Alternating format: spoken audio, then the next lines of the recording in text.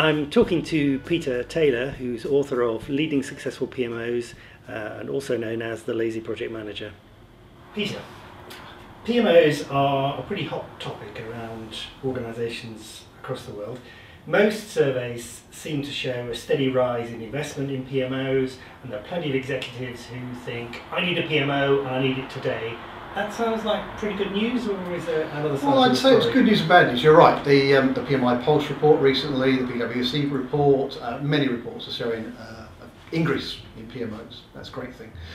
The trouble is the executives don't necessarily understand what they want or what they mean by a PMO. So it's a good thing in the sense that there is an increased interest in PMOs. But the danger is that they will launch into this without any real planning or understanding of what a PMO can do and should do for their own organisation, and that's the concern. Right, okay. I mean, it's interesting you say that they're a bit confused about what a PMO actually is, because the acronym PMO on its own is a bit confusing. Absolutely, yeah. The PMO, Portfolio Management Office, Project Management Office, Program Management Office, the joke being projects mostly over budget, there's another one. There are many confusing. I mean, it's kind of good that there is at least one term which people talk about it, because it's confusing with many terms. The trouble is people don't really understand what it means. I've been to many conferences and I can guarantee at the coffee breaks that's the conversation they'll be having. The fact that is, what does your PMO do? What does your PMO do? What do we mean by PMO is a common question, even in the most mature organisations. Yeah, I mean, in those three contexts, so project, program, and portfolio, do you feel that there's a particular application that's better than others? Does it work in one of those environments better than in the others? Well, the sort of the insights I got for the Leading Successful PMOs book came around, I think, getting the balance right. It's a balance between people and process.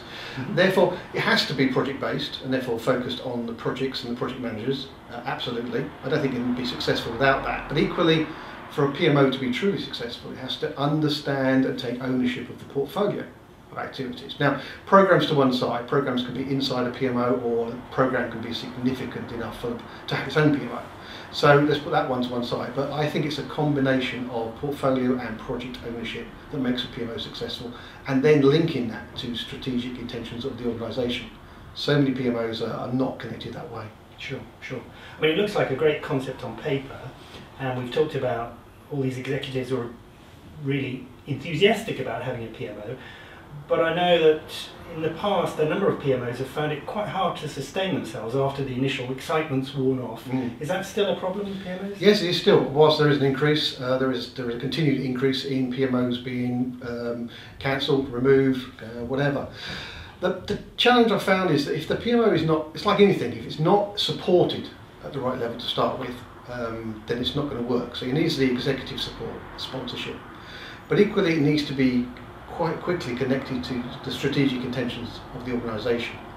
If you've got a departmental PMO, it might be doing a good job for the project community, but it's not really connected into what the business is trying to achieve through its project-based activity. Many organisations suffer from having too many projects. I think everybody accepts that. So a PMO key role will be advising and giving input and guidance on the projects that are entering the portfolio for the business. And then overseeing that successful delivery of those projects inside the portfolio. So, for a PMO to have any sustainability beyond, I think the average lifetime at the moment is around 3 to 4 years for a PMO. For it to have any longevity beyond that, it has to be truly connected to the strategic activity of the business. Right. So you're suggesting something that's really integrated across portfolio, program, and project. Yes. Really. Yeah, absolutely. Yeah. Okay. In terms of leadership, what kind of person is best suited to lead a PMO? Well, one of the challenges for a PMO is it's not off the shelf at this point in time. We're not into the second generation of PMO leaders really. It's the fact that every PMO is different, and every PMO has to have a leader to deal with that situation. We go back to the executive that suddenly read something somewhere or met someone at a conference that PMO is the next best thing. Oh, I need one for my business, clearly. Right, I'm going to put someone in charge of it. Well, I uncovered in the research for the book that definitely if you pick a manager for a PMO who does not have a project-based background or experience, it is more than likely going to fail. Because they don't have that affinity with projects. Projects are not business as usual. I also found that these leaders, these successful managers, have to be independent people. They have to be self-managing, because, as I said, they're not taking over a job for anybody. They are inventing a role inside an organisation. They also have to be strong negotiators. They're going to find a place for the PMO inside the organisation. PMOs can be a little bit threatening sometimes to organisations, other departments. Sure. Suddenly there's this, it's the executive's new special project almost inside. They're putting money into this. There seem to be some influential people involved in it. There's a good budget. What's going on? Is this a threat to my department? That's a concern. Yes. So also they have to be leaders have to really understand change and great communication. Right. Now, if they come from a project-based background, then you'd hope they'd be pretty good communicators. Yes. And they obviously should be the custodians of change anyway. Yes. The last thing is they just don't have to be afraid to be unique. Sure. Every PMO has to be slightly different for the business at this point in time that it's operating in. Yeah. And be flexible for change. I can see what you say about them being quite political, and I think that's interesting in terms of the relationship between the PMO and the project teams. I could imagine that some project teams are very happy to trumpet their success and the success of the project, and then if there are shortcomings or failings, they can offload those on the PMO. Is that a risk for PMO? Yeah, there was some insight I got from that. It's kind of a love-hate relationship with the PMO. But in general terms, when you break down the sort of, I did a survey for the book, and the project managers themselves generally said that what they saw was having a PMO made projects more successful. Quality was higher, success rates were higher, processes were more rigorously deployed and adhered to.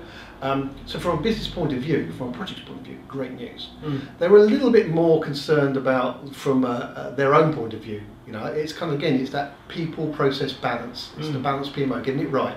So I think there's a bit of a lag there. I think organisations need to begin to invest more into the project managers themselves, demonstrate that their careers, their opportunities are going to be greater under a PMO, and time will tell. I believe that will be the case.